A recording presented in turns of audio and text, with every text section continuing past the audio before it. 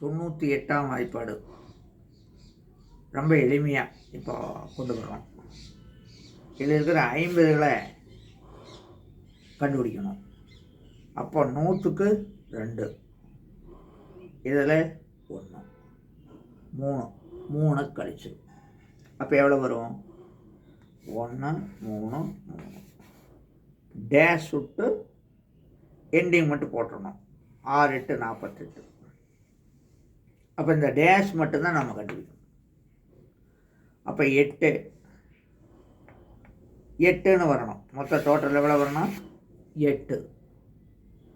அப்போது இதில் எவ்வளோ வருது? 8 வருதா? 6 1 7. அப்போ இங்கே 2 முடிஞ்சு போச்சு.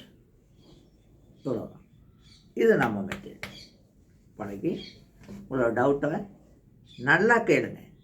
நேரடியாக வந்தால் அதை விட நல்லது.